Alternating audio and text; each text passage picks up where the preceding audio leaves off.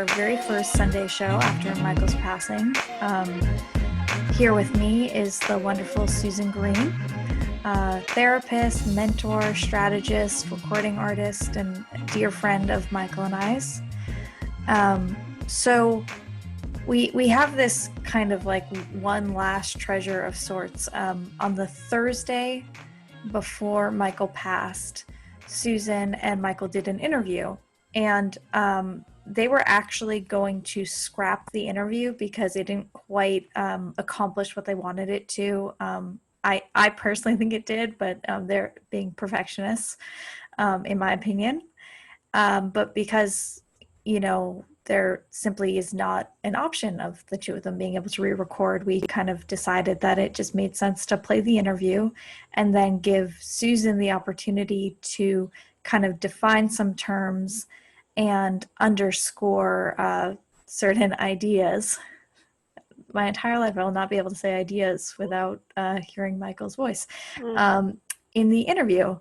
I'm going to pass it over to Suzin in just 1 minute. But before I do, I have to thank this Patreon TMBS family community for welcoming me so graciously and also helping me grieve in this very strange pandemic digital space. I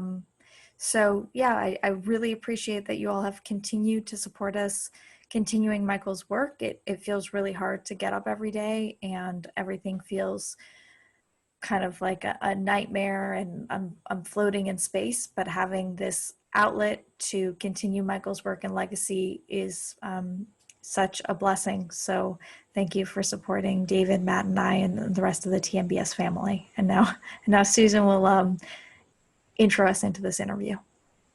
Yes.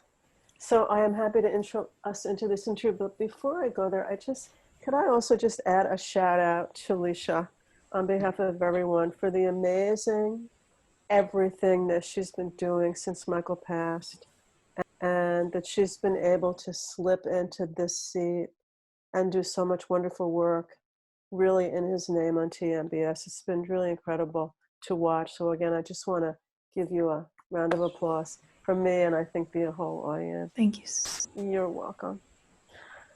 So yeah, this interview, as Alicia said, Michael and I had questions about whether I had delivered what he wanted me to deliver, and had he lived, none of you would ever get to hear this. But he didn't live, and when I listened back to it last week, it was so wonderful to see him in this mode. And, I love Michael so dearly, and I had such incredible respect for just the brilliance of his mind, that I thought, just because I don't like my own performance in this, it's not fair of me to keep it away from all of you. So really, we're offering you this last interview that he did in the spirit of just love for Michael and love for all of you, and just wanting you to have every precious bit of him than you can all possibly have. It's probably not even necessary for me to read this, but I will, since Leisha and I have talked about doing it. Michael and I recorded this, as she said, on Thursday, July 16th. And Friday morning when I woke up, I was like, I don't know about that interview. So I sent him this text.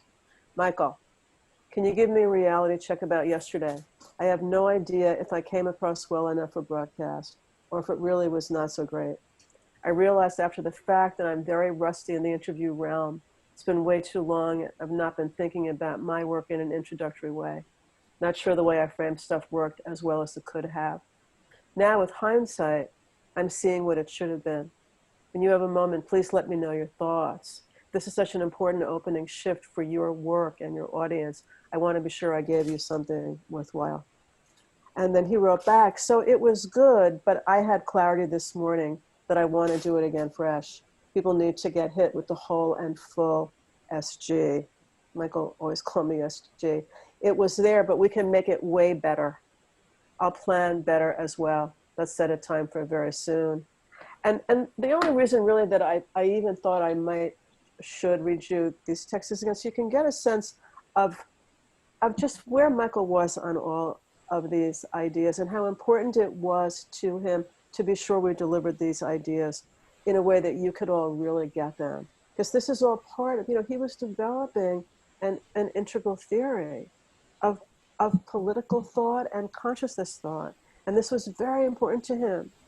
Every conversation he and I had over the last 6, 7, 8 months was all about how do I bring more of this realm into the conversation that I've been having with my audience for so many years. And so this was very, very, very important to him. And I wanted to be sure that we got it right. Absolutely. So. And thank you for sharing those personal messages. I know I really like hearing them, and it makes me happy to, I don't know. I know, I feel happy when I hear read his, yeah. What cadence in them. Yes. So there were 3 terms that you just wanted to kind of underscore that are used very kind of, you're going really fast in the interview. And the 3 terms, I believe, are patriarchy, consciousness, and spirituality. Yes. And consciousness and awareness kind of are interchanged as well in the interview. So do you mind just giving us some really clear definitions, as much as you can? Yes. Those 3 terms. Yes, I will do my best. So I'll start with patriarchy because I use that term a lot in my own work. And so it can often be misunderstood. When I talk about patriarchy, I'm simply talking about a system of organization that is ruled by the notion of domination and control. And the way that translates into my work is I look at the difference between our doing realm and our being realm. If you think of the mind-body split, the mind is the doing realm, the body is the being realm. And patriarchy is a system that has created that mind-body split, whereas what we really want is integration of the two. And unfortunately, another aspect that happens in patriarchy is this impulse to dominate and control becomes the highest value. And that creates a big problem for the people who are being controlled. And of course, it also creates a lot of problem for the people who are dominating. Absolutely. And just to underscore, because I know it's a bit of a new definition, this has nothing to do with gender. Nothing to do with gender. No. And for reasons I'm not going to get into here because it'll take too much time, but everybody next year when I finish the book I'm writing, you can go ahead and get hold of that book, and then you can see a very carefully articulated explanation of why these terms are actually still relevant in this context. But again, and when we talk about the masculine is the doing realm, the feminine is the being realm, and what we're looking for is integration, one of Michael's favorite words, of our doing and our being. And again, patriarchy is too much doing, not enough being. So that instead of being human beings, we're actually human doings. And we human doings have been doing a lot of really muck stuff on this planet. To say the least. And then do you want to get into consciousness / awareness? Yes. So again, another word that Michael was using more and more was the word consciousness, which he, by the way, was also using synonymously with spirituality. And it's easy to put those two together because really the simplest definition of consciousness is awareness. Awareness, I actually looked it up before. Let me see if I can find it in my notes. Yeah, the state of being awake and aware, the fact of awareness by the mind. And so consciousness is simply, it's very invisible substance that really infuses us with certainly awareness. It actually infuses us with life. And anytime you become aware of something, your consciousness is moving through you. It's very, very simple. It sounds so hocus pocus. It's not. It's very simple. Consciousness is simply our awareness.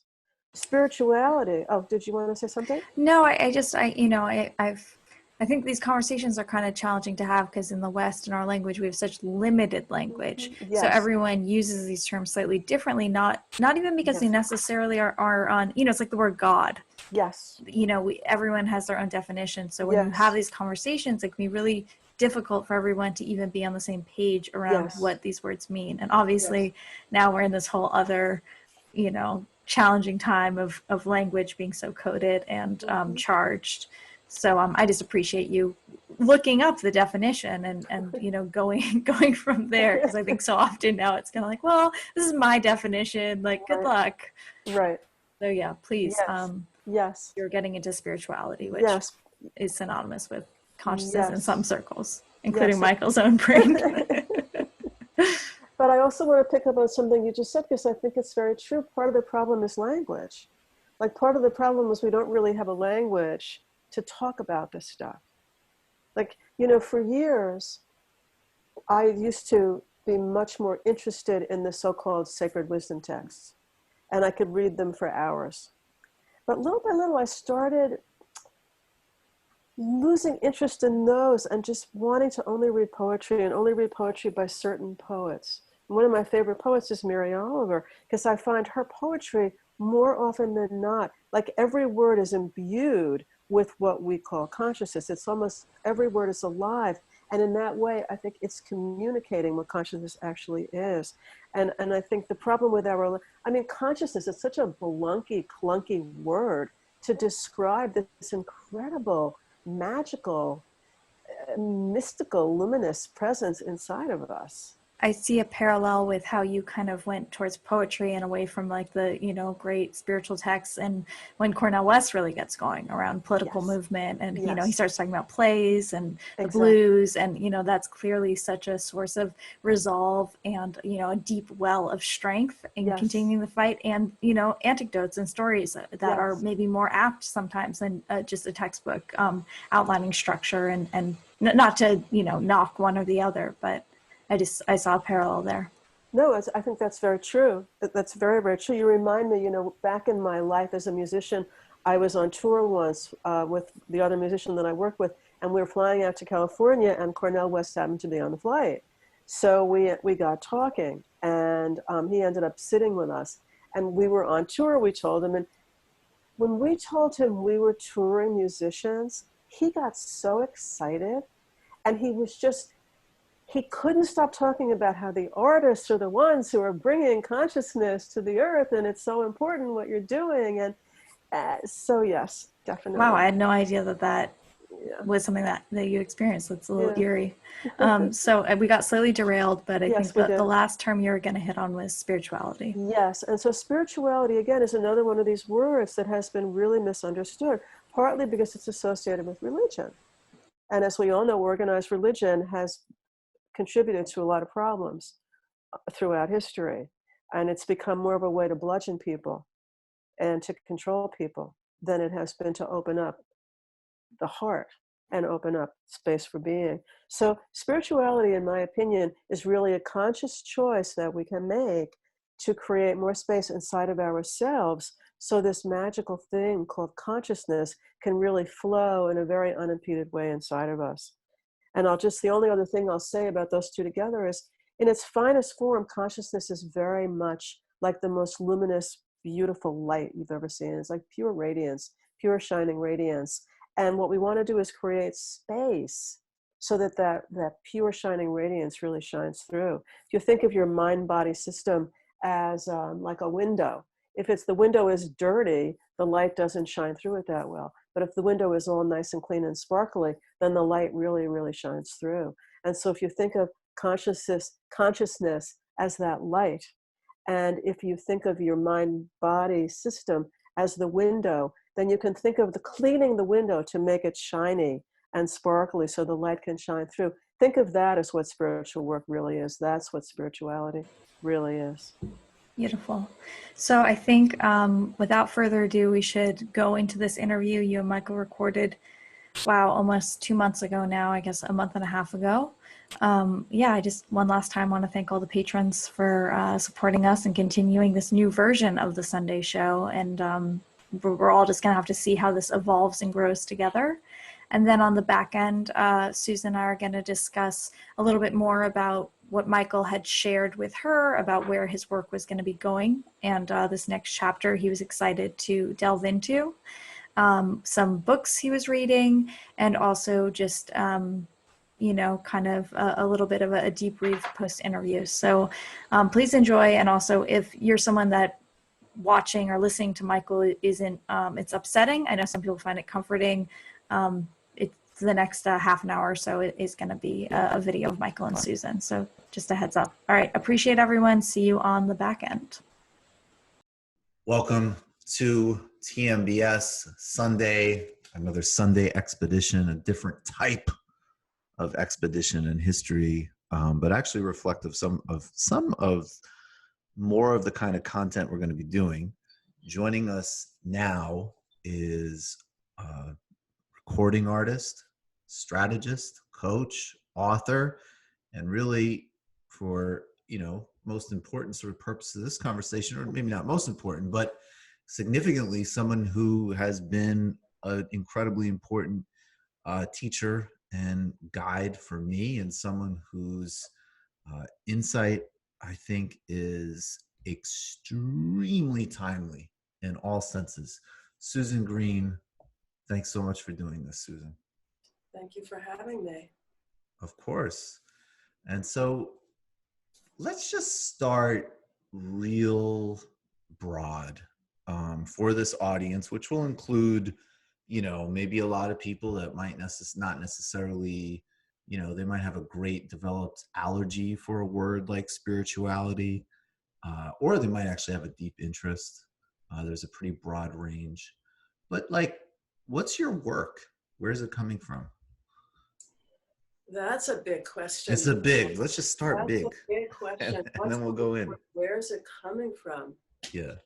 Part of what my work is about is the lived experience and the wisdom that comes with so many years of living on this planet and working pretty hard, at least for the last 50 years, and I think actually longer, to actually really wake myself up and become somebody who could actually make a difference, leave the world better than I found it, which is what I've always been inspired by. I'm the person who, when you invite me as a house guest, when I leave, you notice your house is cleaner and more orderly and tidy and beautiful than it was before I came. And I don't even realize I did it. I just sort of do it. I'm all about making beauty in the world, but not just superficial beauty, beauty that reaches out and touches people with so much light that they feel better about themselves and their ability to give more to this world. Yeah. And I can attest that, and I'm sort of playing with this contradiction on one hand of like stepping back from social media, really thinking about the profound importance of privacy and things like that in general. And also recognizing that, like, in my own process, like even the way that I talk about certain issues or certain ways I'm framing things are definitely influenced by the work we do. And more broadly, again, I really do wish there was a better word than spiritual, but that perspective. And to make it more concrete, it's like an increasing recognition that the two big things, and your work intersects with this, it's like the Vedas meets Machiavelli. Like the two big things that we're missing here is like an actual serious analytic economic understanding of where we're at. And those are like all the great conversations with, like Adolph Reed, obviously, like where are we, how do things actually work beyond sort of superficial moralism and easy narratives? What's the economic base that drives all the action? What's the historical basis? And that's really important. And that can explain a lot of the vicious inequalities and labor conditions and all the things that we talk about. But then there's this also like very profound and deep sense of alienation. And some of us talk about alienation because even Marxism has given us a language for that. And he was actually astute on some level, that industrial processes and other forms of the economy alienated people from their labor, alienated people from their social relationships. But that's where like a whole lot of the action is. That's where a lot of the action is in terms of how we're experiencing this crazy world we're in subjectively. And also that when we go to take on these big challenges, how we could be replicating some of the, I've talked about the vampire castle, replicating some of the same patterns, generating toxic subcultures instead of true large-scale alternatives. And so for me, and in a number of ways, your work fits right into that. In terms of that real integration of inner and outer in an actual embodied and real way, and how to actually work with how totally fragmented and alienated we are. Mm-hmm. And so I would just like you to take that in any direction you'd like to go, or not. Just go for it. Again, I think I was thinking about this earlier today. Like for me, I have had a very strong social consciousness. I've been very involved in every social justice movement for my entire life. My parents were very lefty, progressive kind of people. We were on all the marches in Washington. That's bred into me. It's in my DNA.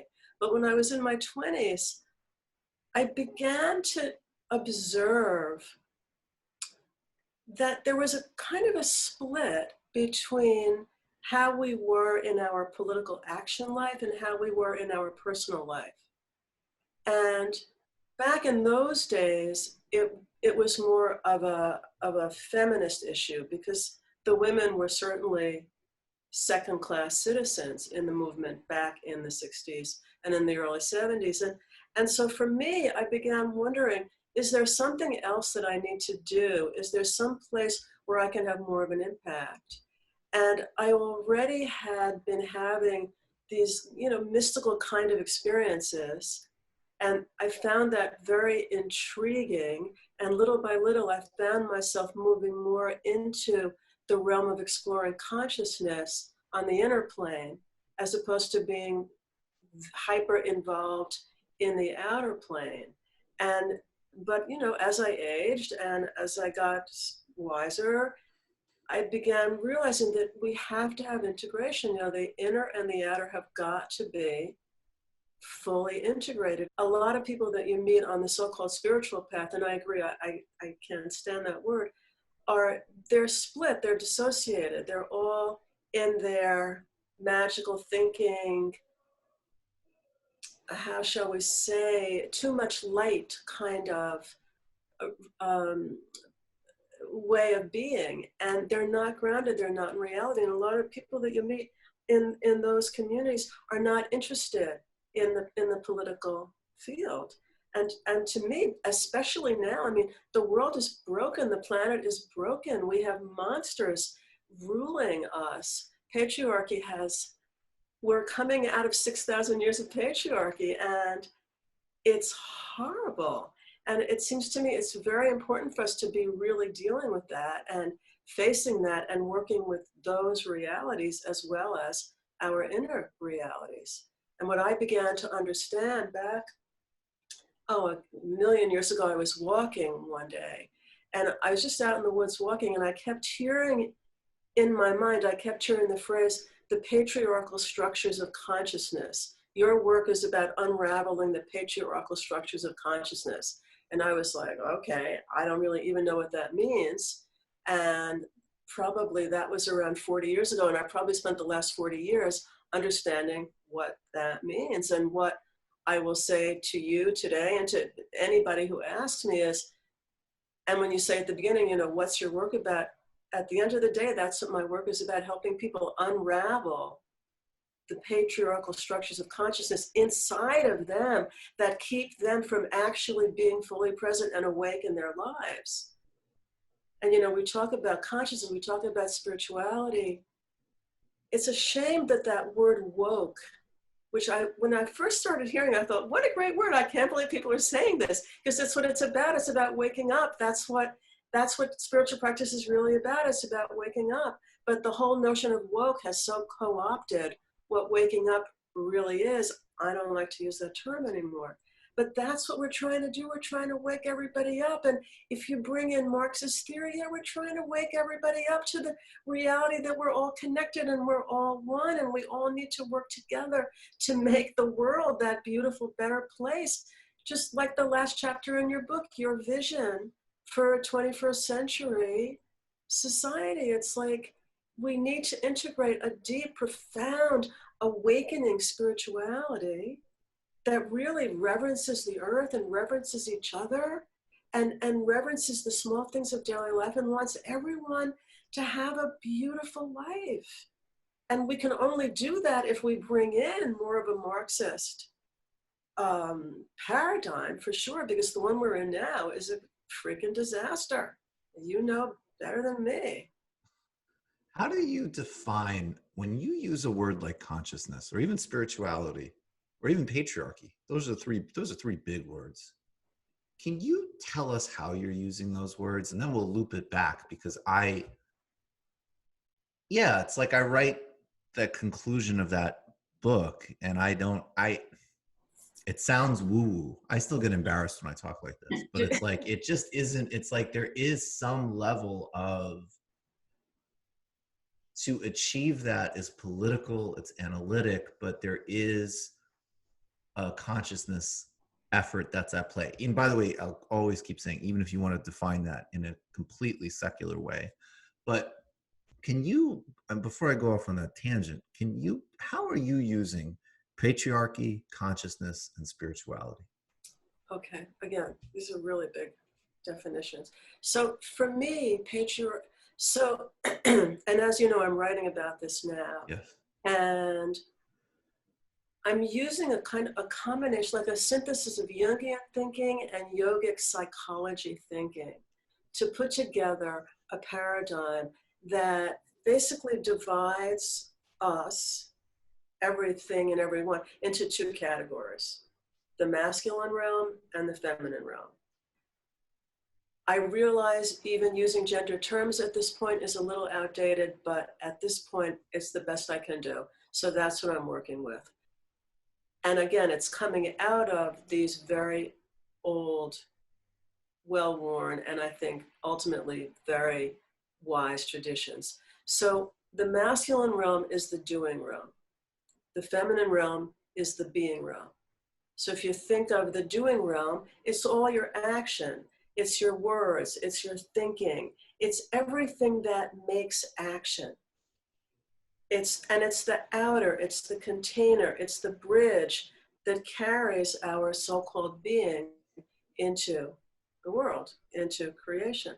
So the being is what's going on inside of us. The being is our emotions, feelings, emotions.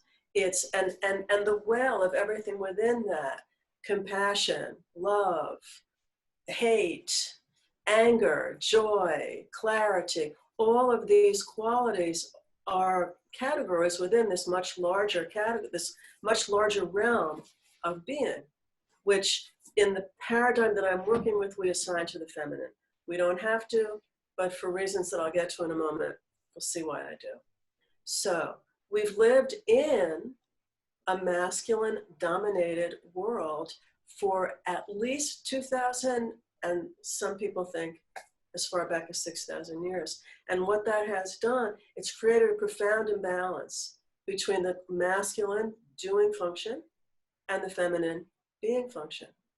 And what happens is we've all been very split off from our inner being. And the out of balance masculine becomes patriarchy. We certainly see, I mean, you see it on steroids in the Trump administration. This is patriarchy on steroids. They allow, how many people have they allowed to die for no reason? How many people are they going to destroy their lives by playing around with, not really extending unemployment? They'll do something, but they're not giving a proper fix because there's no feeling. They're so cut off from feeling. The only feeling that they're connected to is the feeling of greed, which drives them. And of course, terror, but that's another conversation. So when I talk about patriarchy, I'm talking about a profound disconnect between our doing function and our being function. And another way to think about spirituality is spirituality makes space for being. And the realm of being is so profound because that's where clarity is, that's where insight is, that's where wisdom is. And we want our insight and wisdom and clarity, we want it to move through our quote unquote masculine container and come out in perfect, articulate eloquence. And so when masculine and feminine are in balance, which is not patriarchy, that's what it should be, everything is working beautifully, because doing is taking it's infused with the wisdom and the clarity and insight of being. And being has a very loving vessel container that it can move through, so that it doesn't get squeezed. Does that make sense? Am I saying this well? Well, this all makes total sense to me. We'll see. Let's see if it makes sense to you. Yeah, we'll see if it makes sense to me. But I could be psychotic. No, it makes total, and actually, just to elaborate on that, because this also speaks to the other, I guess, to be really clear, and I know you're very clear in this in your writing, and you just were, but I want to reiterate for some people. This actually dovetails with, this is not about male or female gender, or even, in fact, the way you write it is actually kind of a challenge to that binary, that this idea of people sort of awakening to different identities fits with this as well, because the actual expression of this is, if I, is like energetic, for lack of a better word, and not intrinsic or innate to any particular thing. Let me just rewind a little bit and talk a little bit more about patriarchy and the opposite of patriarchy, which would be a perfect balance of masculine and feminine, or of doing and being. And the reason that I ended up using the gender terms is because I've been looking at patriarchy for all these years, and I've been looking at the way it lives inside of us. And like it or not, most people have what I call a wounding, aka patriarchal function, in their mind that is constantly judging, belittling, making wrong, accusing, judging, separating. The patriarchal mind is all about separating us, because it's terrified of what we could call unity consciousness, which is really what Marx is talking about. It's terrified of community. It's terrified of connection. It's terrified of the reality of the interconnectedness of all life.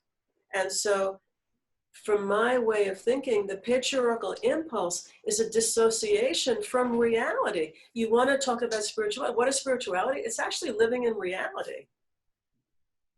That's really what it's about. It's being in the present moment and being with whatever is here, not trying to control it, not trying to deny it or suppress it. Being engaged with whatever is here in front of us and working with that in the most creative, dynamic way we possibly can. So, and if we're going to take this historically, you said that we're in this kind of patriarchal mode. Yeah. And, it's not like, this isn't like a gender essentialism. It's energetic. Yeah, that was what I was actually like you to elaborate on a little bit. How this is quite the opposite of gender essentialism, and maybe also how this relates to the idea of sort of like dominator versus cooperation societies, and how this actually, there's a historical ground to this that, I just add one other thing. I mean, even when, again, if we want to stick with Marx, there's a lot of really big open questions about what he was actually writing towards. I mean, it's a beautiful critique of capitalism, and then it's like there's all of these traditions came out of it. But he himself, I mean, some of it is actually very utopian. Some of it is like, there's that, I'll butcher it, but it's like, 4 hours you get to be a critic, 4 hours you're, writing a novel, then you're fishing. Like this real idea of human productivity and reinventing self and community in a different mode of like actually doing stuff tangibly together. I mean, there's no doubt that you can read it in the most dry and analytic, and it's all there, but what it's pointing to is exactly what you're talking about, which is like, oh, so that would be like a completely different way of experiencing community, production, work, environment, and like actual space together. That's just a tangent that I want to sort of reinforce the ground we're covering. But can you talk about the non-essentialism of it and the history component Because I know you've talked to me about authors like Rand Eisler and people like that that can kind of historicize some of this stuff. Okay. I just small caveat. I've been so involved in writing, I haven't been reading much. Oh, So it's fine. Just I again, whatever way. we don't want to quote me too literally here, but again, Rand Eisler introduced a really fascinating theory back in, I think it was in the 90s.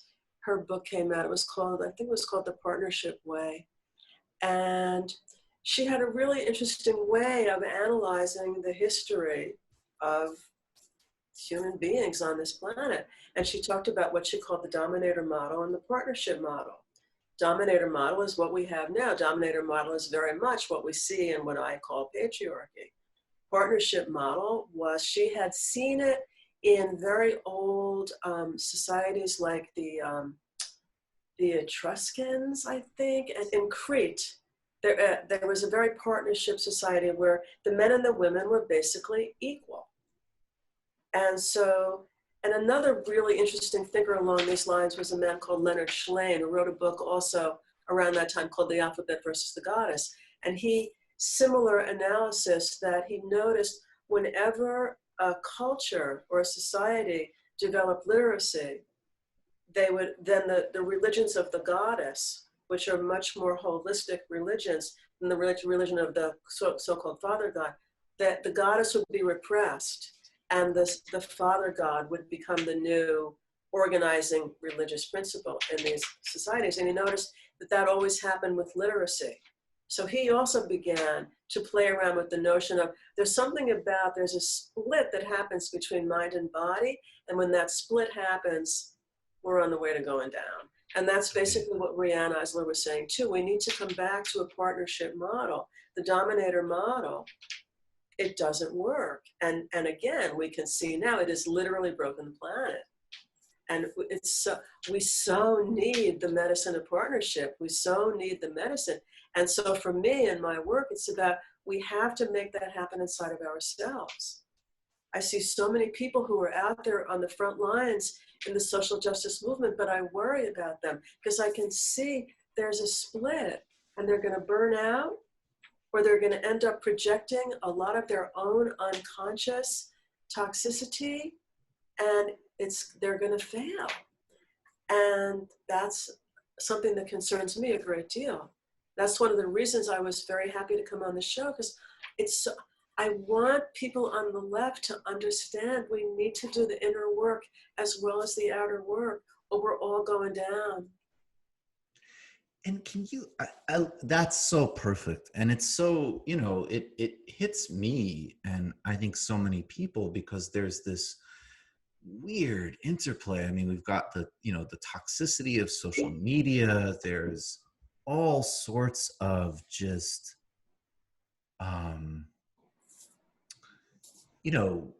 moralism and witch hunts and kind of obsession with having the correct line and certain types of, ideas of perfection in very small subcultures, which, we've talked about the political ramifications of that, which is that is not, great. Go terrorize each other on the internet while Jeff Bezos' wealth accumulates. It's just, while the planet is dying. And while the planet is dying.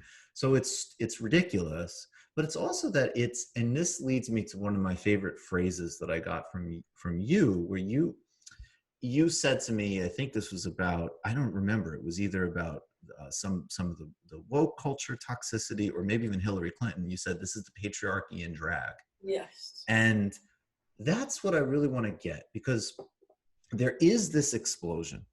And I think there's definitely a lot of people who have some understanding across a lot of lines that the way we've been doing things is totally unacceptable and rotted. But the ingraining in us, in our consciousness, whether it's the technologies we're using or the deep cultural stories that are in us. Like, I see some of the stuff that it's like, the rhetoric and even some of the goals are totally right. but the actual thought process is like literally Calvinistic. It's like, it's the most like fanatical, zero sum kind of like cult like stuff. And it's very disturbing, and it's very antithetical to like, what would it literally look like to create a regenerative society? Like, what would it actually look like to be guided in this way? And so I guess just to piggyback off of this point, so that this stuff isn't, you know, because what you're saying is like, it can't just be an external process, and it can't just be rhetoric. There's actually a literal consciousness corollary that goes with this stuff. And I could say, you know, I mean, I'm doing work with you, and it's like, so I'm shifting and paradoxically seeing like how much more I have to do, but then also seeing like, well, no, there's actual, these integrations, these shifts can happen. And that's actually the whole point. Like, that's why we want everybody to not live in brutality and squalor, so they can have the process of this growth. Yes. And not be so exhausted when they come home at the end of the day that they can actually spend a little time with their own inner life. And maybe sometimes that inner life is having really quality time with their children or their partner, or cooking a fabulous meal. But we're so, especially now, it's all work, work, work, work, work for what? To earn enough money to pay your bills. And we've so much soul has been removed from the stuff of our daily lives. And maybe that's getting a little off this topic, but it all connects back in, because, you know, you talk about what's going on right now with social media and the toxicity. And you're not the only person. I mean, a lot of people are starting to talk about this. A lot of people are very concerned about what's going on. And, you know, on your Tuesday show, and you guys were talking about the early days of the internet. It's a perfect example, because it was just like wonderful. It's a perfect example. Government money made an investment. So, right. So the collective, our tax dollars allowed the research to happen, to create this really amazing thing that created this, it created the web. It was actually, ironically, we often talk about consciousness as a web, and it's like this subtle web, depending on what camp you're in. My camp, we say it's actually love. At the very essence, it's a web of love that we all sit inside of. I know that's a little loosey-goosey, maybe airy-fairy, but from where I come from, at the end of the day, that's what Lula says, so it's not. All right, and anybody who says that, and as does Cornel West. So all of the leading lights of our show say that, including yes. Suzin Green. So thank you. That's it. You put me in the same category as those amazing human beings. But it's so interesting to me that then they named it the World Wide Web.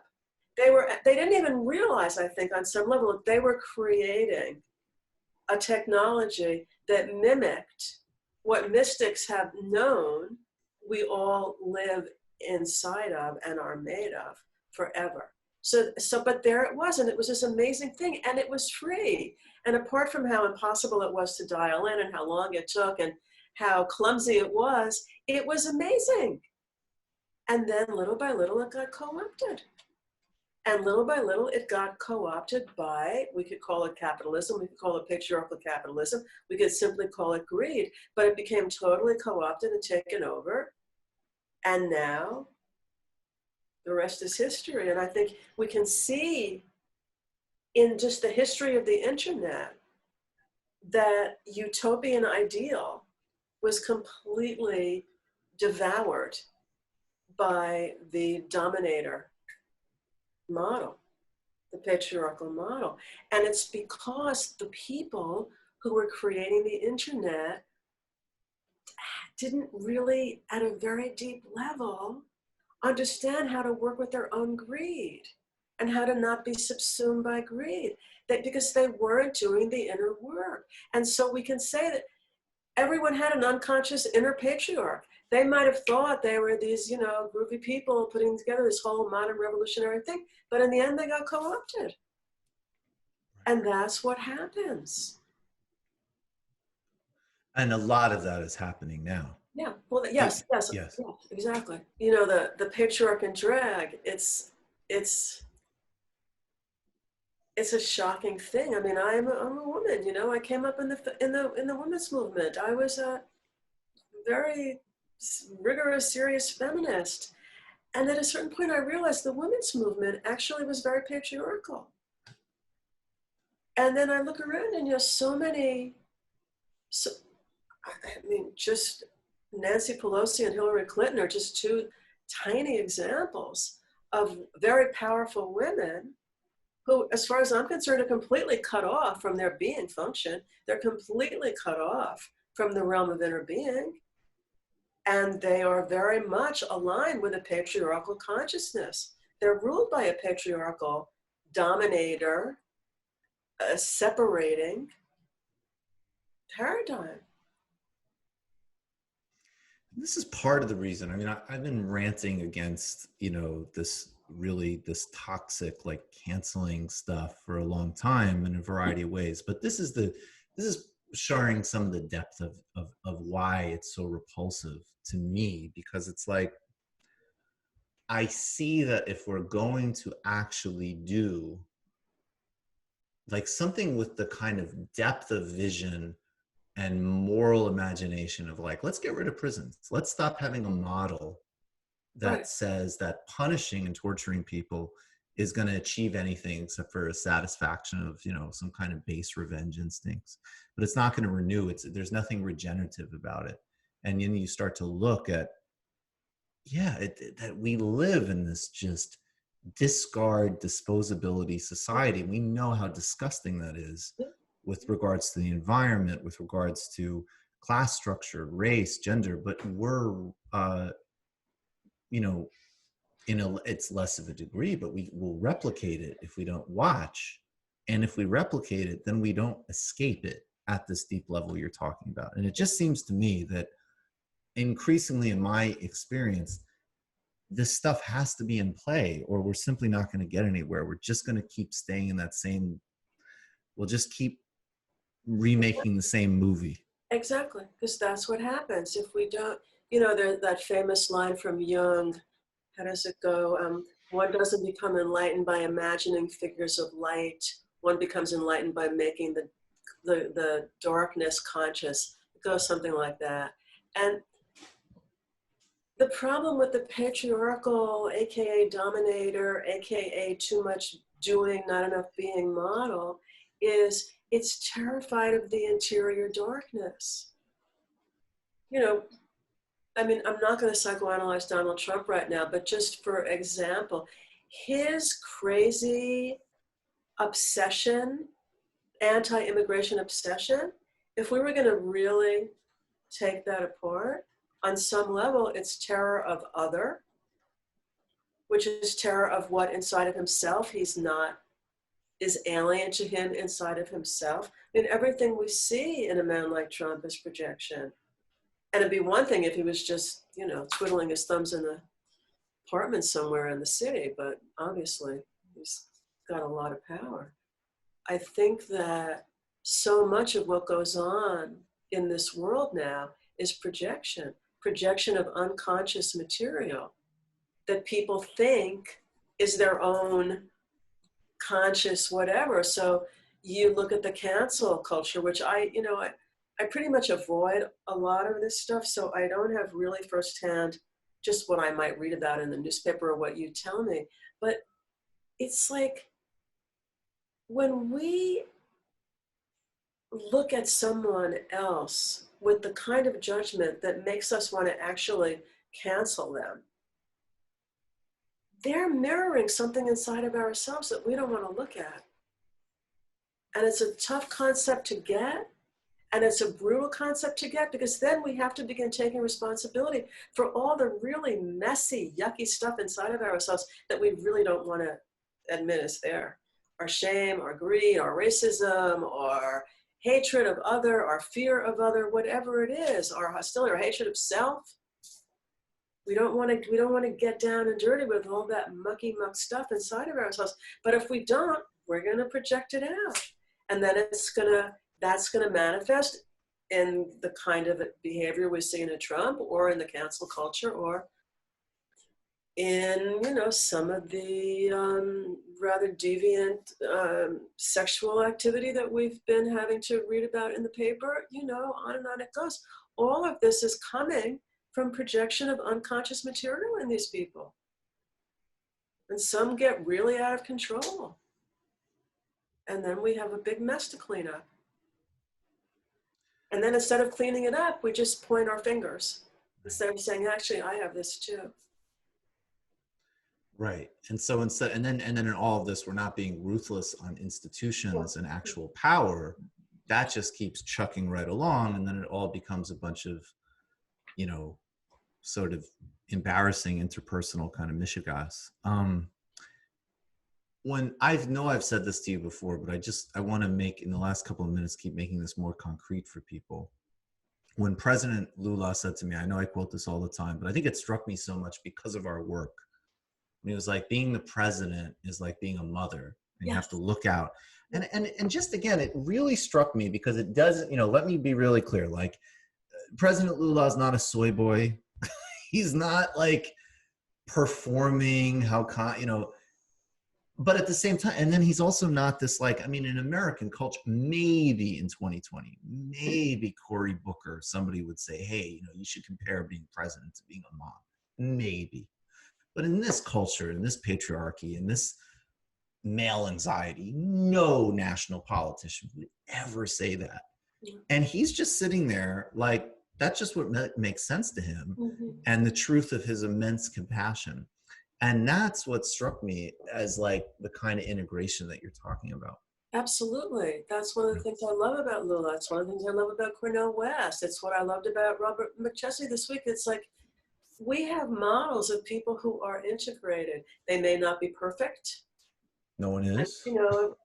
I'm sure I wouldn't want to be married to Lula, or but we have models of people who are really have been doing the work long enough and their wisdom has risen up inside of them to share space with their action. And you see it beautifully in someone like Lula. You see it incredibly in someone like Cornel West. A lot of the elder guests who you have on the show, in my opinion, are very integrated people. And, at the end of the day, what do we want to do? We want to unravel the ties in our unconscious ties that bind us to life-denying action, right?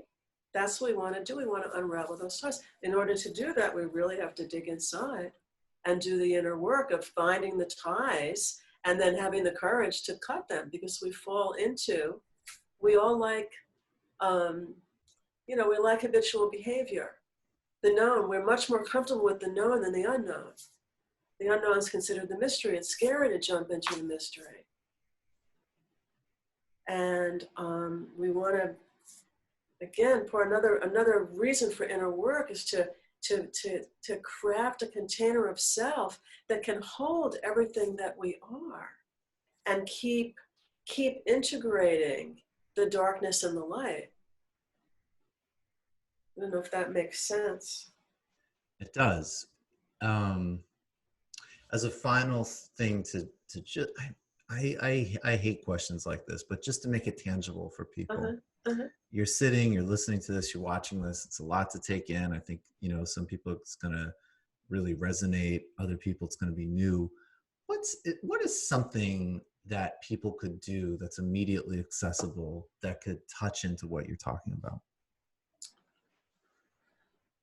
I would say, for someone who's very new to all of this, if you're new to it and you find yourself resisting what I'm saying, I would say, why don't you just sort of sit back and close your eyes and just kind of lean into the resistance and see if you can discover what the resistance that you're feeling is made of. Is it discrimination and clarity? Or is it fear and fear? if you're feeling kind of intrigued, but it doesn't make a lot of sense, try to just move, soften into that, move into that, kind of find your way into just sitting in a meditative way with your breath, and just kind of try to feel into, okay, what am I feeling? There's some kind of curious, but a little tentative, but let me see if I can make sense of this. And again, just try to stay present with whatever experience you're having. If you wanted a taste of consciousness, the kind of consciousness we're talking about, the consciousness of waking up, then remember a time in your life when you felt amazing, just like so alive, so incredible, so joyous, so at one with everything. Even if it only happened to you once in your entire life for a nanosecond, everybody at least once had a moment of, ah! Remember that. And sit with that. Remember what that feeling felt like. It's inside of you. It still lives inside of you. And the thing of it is, when we do inner work, we begin to discover that feeling of just being fully and totally alive, it's an internal experience. It's right at the core of being. And it's always here waiting for us to come in and say hello. And it wants us to anchor ourselves in its pool, and it's like the well of wisdom, and it's right inside of us. And so try that and see how that works. And then you can harass Michael, I guess, in the chat room or whatever it's called, and ask him questions, and he'll have to answer them on my behalf. Or not. Suzin Green, thank you so much. Really appreciate you, and you'll be on again. Thank you. I look forward to it. All right. Suzin just confided in me that she was really put on the spot with that exercise. So I don't know.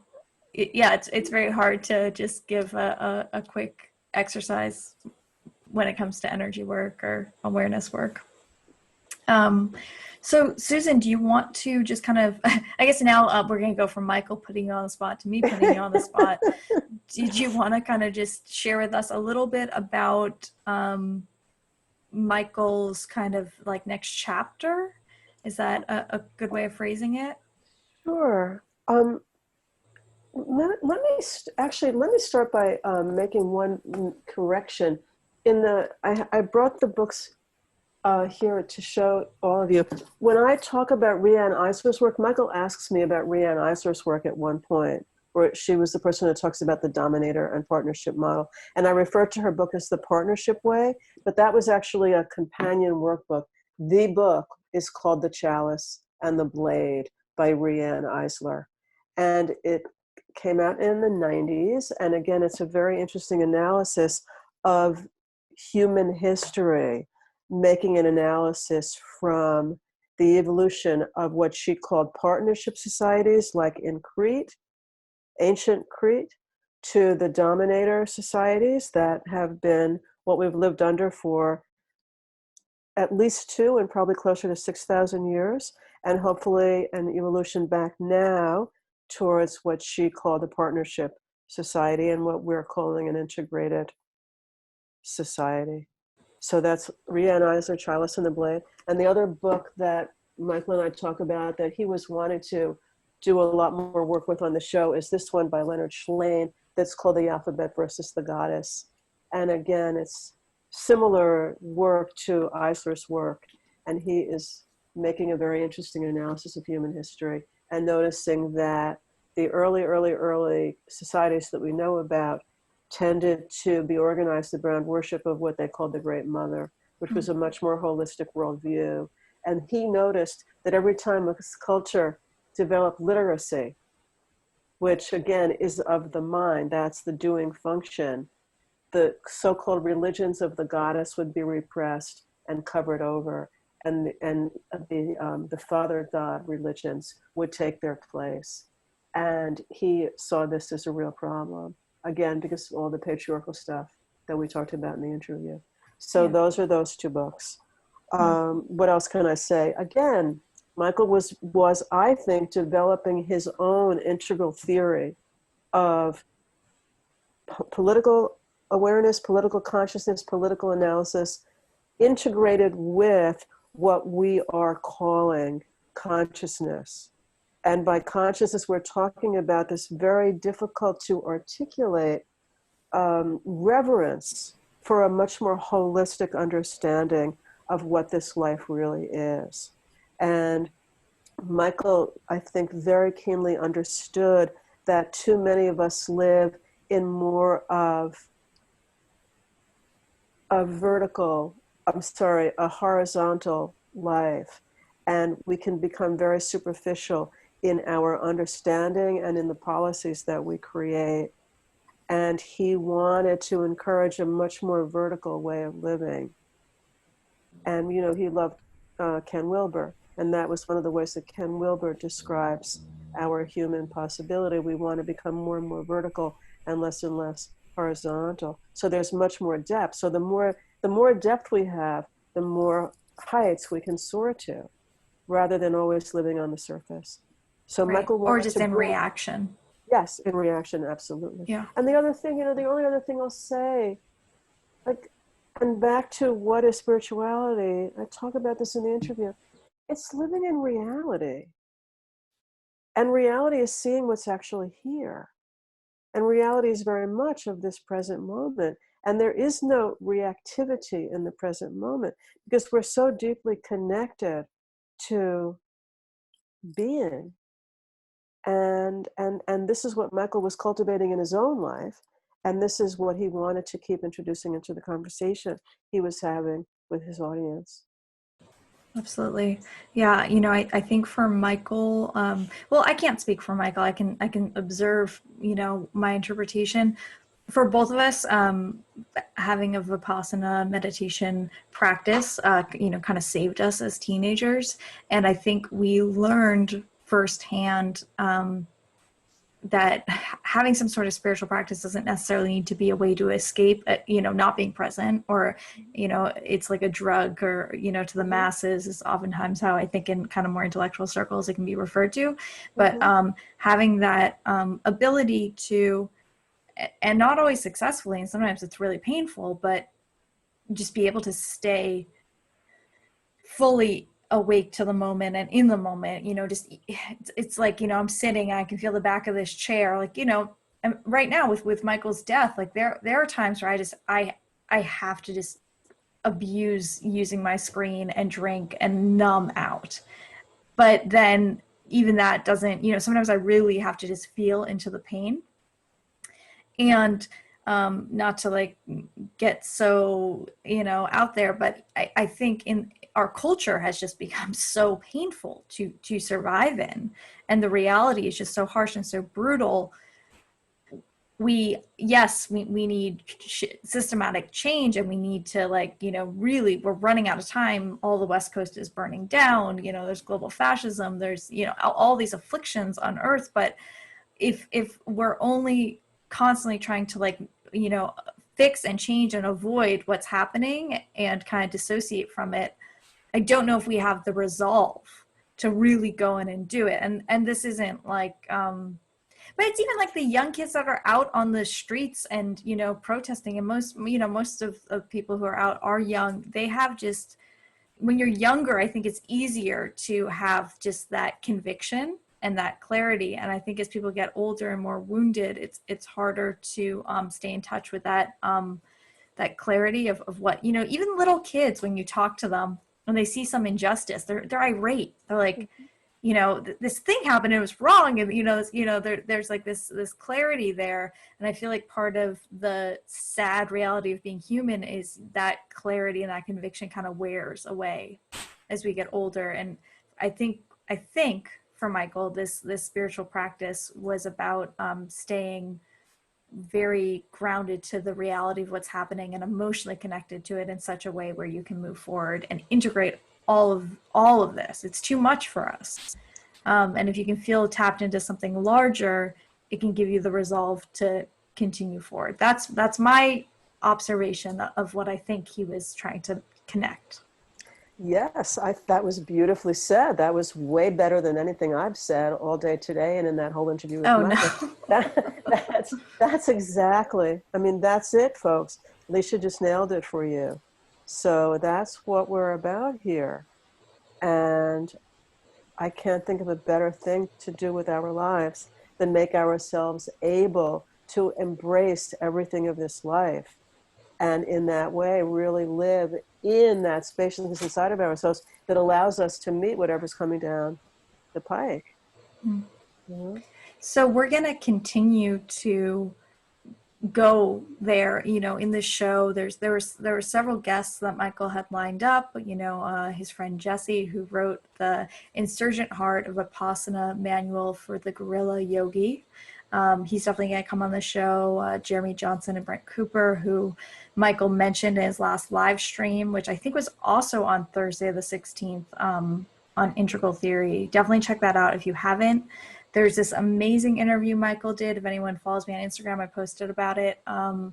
It's on Rev Left, and it's on Marxism and meditation, and it's about 2 hours, and it's wonderful. So I would definitely check that out. If this is a side of Michael's, you know, kind of vision and intellect that you're connecting with, definitely delve there. If this part of it isn't as much your thing, don't worry. It's not going to become just the spiritual side, you know, everything in balance. That is part of the integral theory. So was there anything else you wanted to add, Suzin, in terms of? I don't think so. I think that you summed it up really, really beautifully.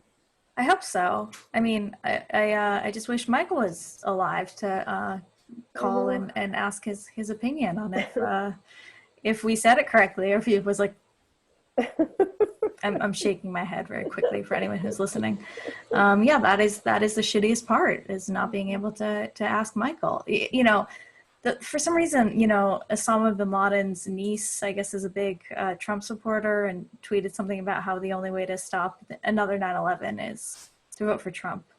And it has been eating me alive not to call Michael about it. Just these little things. He would know everything about their family tree, and, you know, their vested interests in the World Bank, and her childhood, and this obscure, you know, it's these little things that are like tiny little headlines that are kind of like, you know, on the surface, like a bit of an eye roll. And then it's like that Michael just knew so much and had such, you know, a unique brain.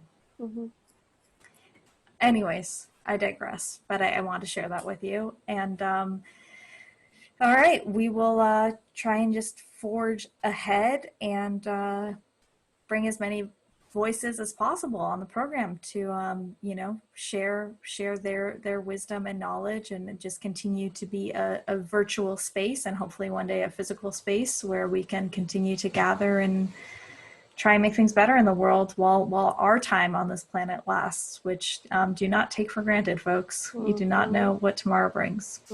So on that note, I hope you have a wonderful rest of your Sunday, and we look forward to, you know, your thoughts and comments. Thank you, Suzin. Thank you, Alicia.